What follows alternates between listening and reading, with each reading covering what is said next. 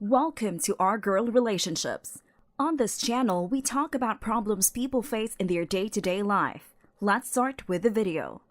I've been married for more than 5 years now, but we're still trying to be parents. We've tried everything and now we're starting to lose hope. All I ever wanted was to be a loving mom and to build a healthy family and a beautiful house. My situation is pushing me towards depression, and I don't know how to cope with it. Although my husband is very supportive and tries his best to keep me happy, something that gives me life. Until one morning, I woke up all nauseous and disgusted. I had to get up and make my husband breakfast before he left for work, but my body was just not cooperating. He knew something was wrong, but he refrained from saying anything. Rather, he went to the kitchen and made both of us some freshly made pancakes from scratch.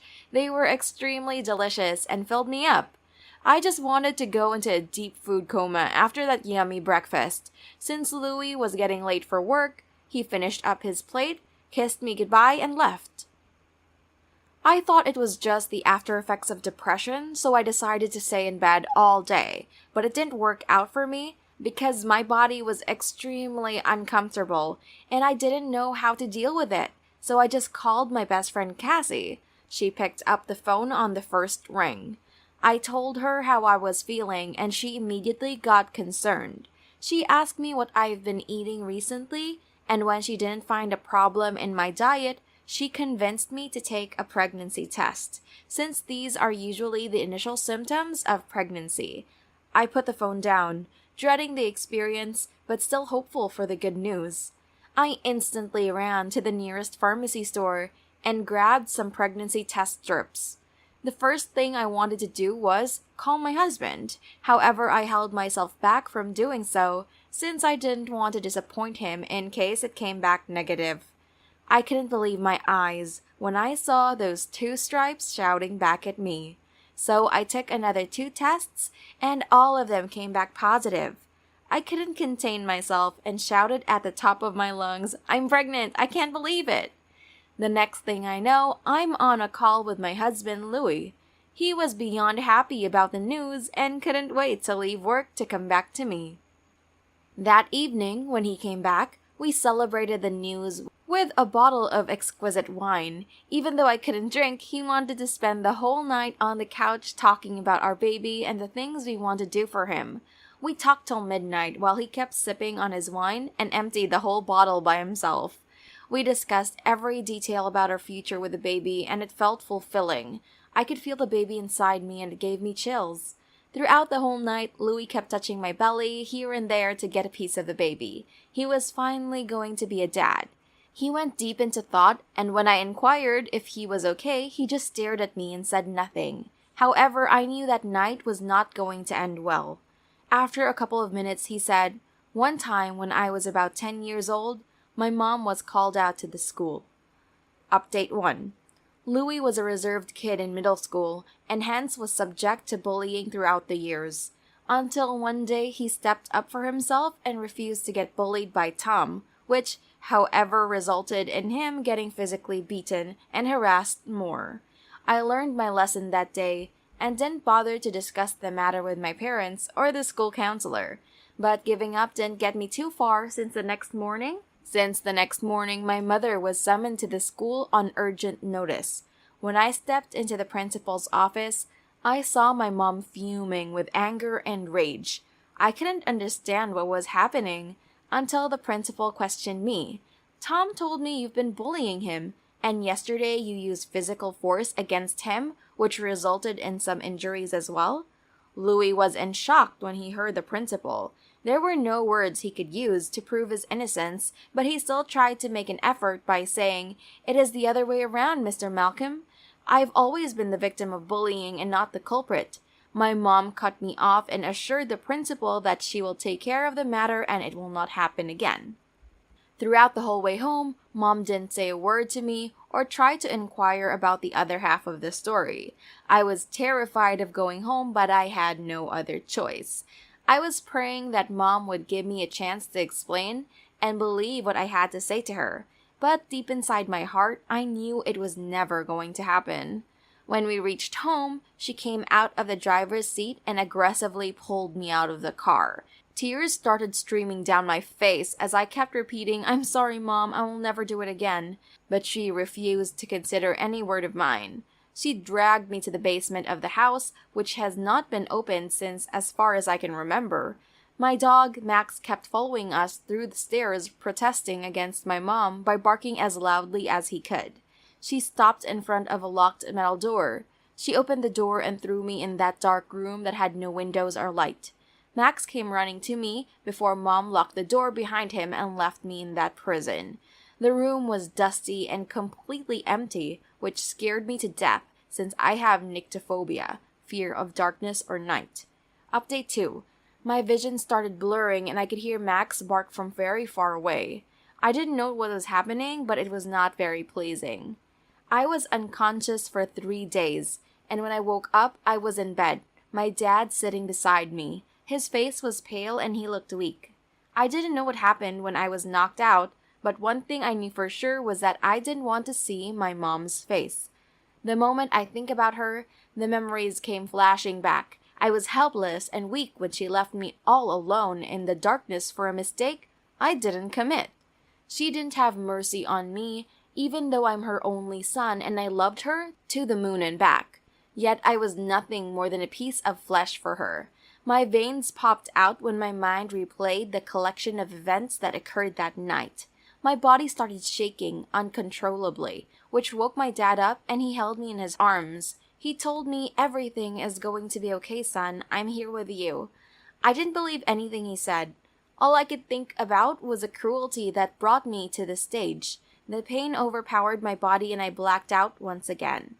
When I woke up again, I could hear my parents fighting. Though the voices were distant, I could still hear what they were talking about.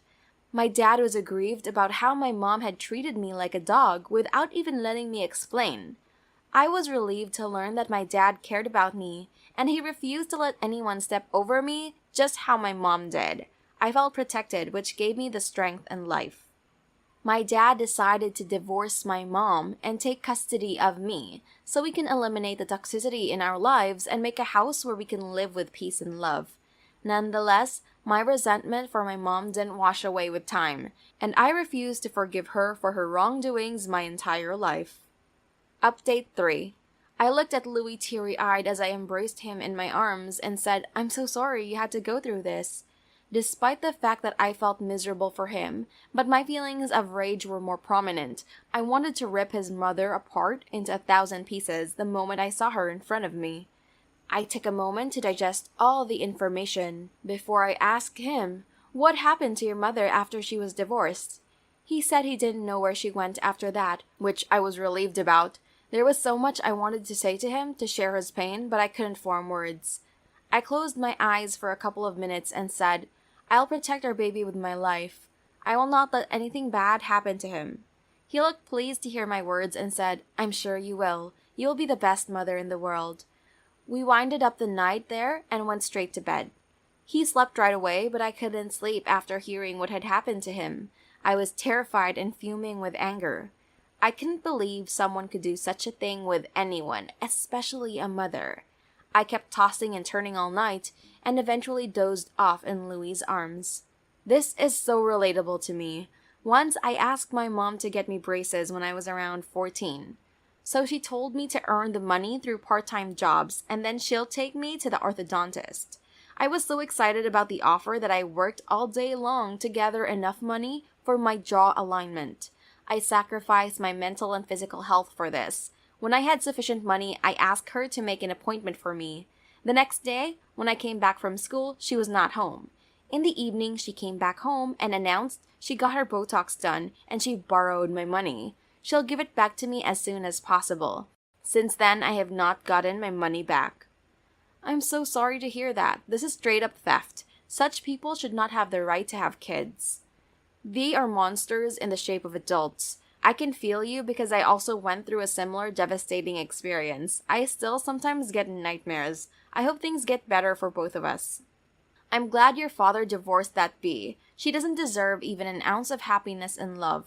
I hope she burns in hell. If I was you, I would have sued her long ago. The mental and physical pain would have been devastating for you to go through. Here is the next story. I, 30M, was supposed to get married this summer. Our honeymoon was going to be in Italy. The wedding was canceled. I don't want to get into it because this post isn't about the wedding. All I'm going to say is that my sister doesn't like me because of it. My sister and my fiancé were really close. They still spend time together even though I told her I don't like it, and that my ex really hurt me. My sister told me she didn't care. I tried talking to my parents about it, but they told me I need to get over it.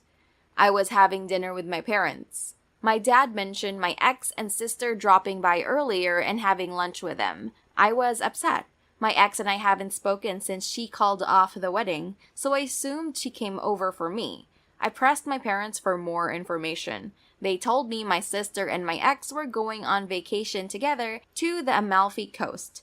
That was supposed to be our honeymoon. I felt sick to my stomach that my ex was taking my sister on our honeymoon. She got mad at this and called me an a-hole. She told me she's allowed to have friends. She doesn't need my permission for anything. She told me she loves me, but she can't put her life on hold for me.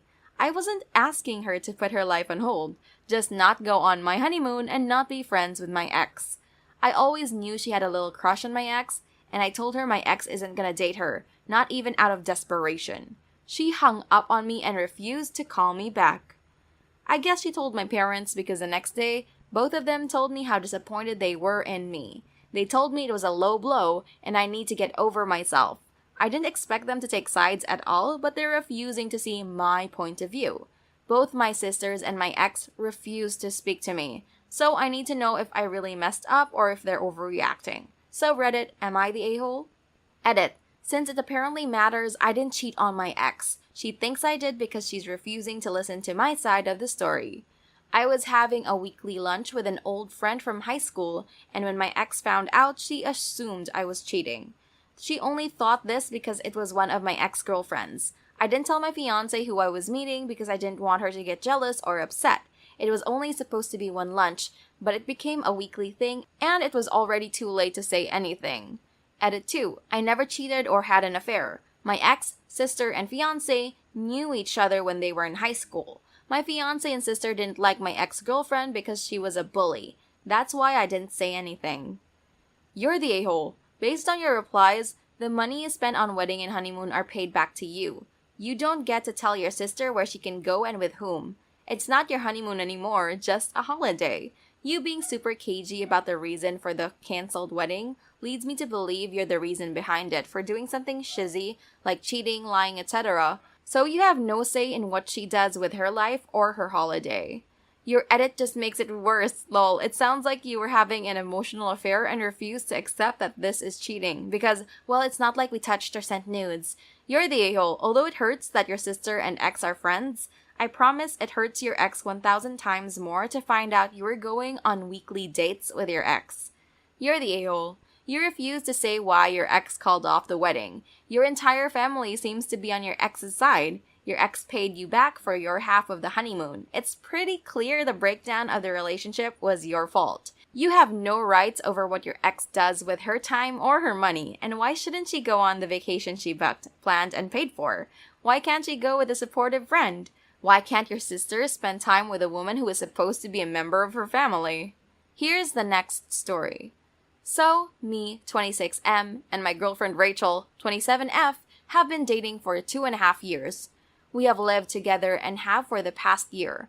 So I don't really F with her sister Ashley, 31F, at all. Like, I'll let her in the house whenever she comes over and give her a little wave, but that's it. The reason is that I don't think she's a good person. When we met, she was with her longtime boyfriend, and at that point, husband. They had been married for 4 years. I liked her husband, and he was one of the few guys my age at the family events. Well, about 2 years ago, Ashley left her husband for an older rich guy with 2 kids. Didn't even talk to her husband. She left divorce papers on the bed. I was the one who had to show up to make sure he was okay. To make matters worse, the guy was married, so she moved right in after the guy left his wife and kids. My girlfriend was irate and didn't speak to her sister for almost a year, but eventually they started having a relationship again. But my girlfriend knows I don't like her sister and never forced us to connect after. I didn't attend the second wedding. Another reason I don't like her sister is that she's lazy and entitled. She's attractive and has always gotten by on her looks, even claiming that she only went to college for her Mrs. degree. She has never had a job. So now to my comment. I came home yesterday to Rachel and her sister on the couch. Ashley was hysterical and hyperventilating. I asked what was wrong. Rachel walked over to me and told me what happened. Basically, Ashley showed up to her house and she was locked out. Her husband sent her a text that he was in love with someone else. She had moved in. And all of Ashley's things, along with the divorce papers, were at an apartment that he would pay the lease for a year, but they were done. I said, oh well, at least the kids won't hate you anymore. Ashley always complained about her stepkids hating her. I then went back to our room to change. When I came back out to make food, Ashley asked me, is that really all you have to say? I said, yep, and went about making a sandwich. When I looked up, Ashley was staring at me. And I said this exactly. What do you want, Ashley? Do you want me to feel bad for you? It's called karma. Just make sure the next one is single. And I walked back to my room. Ever since, my girlfriend has been upset with me. She said that she understands I don't like her sister, but I could have faked it for a minute. I said that she knows I'm not good at faking, and her sister got what has been coming to her for a long time. She's been doing shizzy things to people since high school, but she is never held accountable, so karma happened. Am I the a-hole? Not the a-hole. She went fishing when she asked if it was really all you had to say. She could have left it alone, but she didn't. Coddling and comforting a person like that doesn't teach them anything about taking responsibility for their shizzy actions. Not the a-hole. You like this dude would even call him a friend, I bet. If someone hurt one of my friends that deeply, I probably wouldn't be nice to them either. Sure, you could have walked away and said nothing, but once she came at you, what did she expect? Sorry that the man you destroy my friend's self-worth for is now wrecking yours?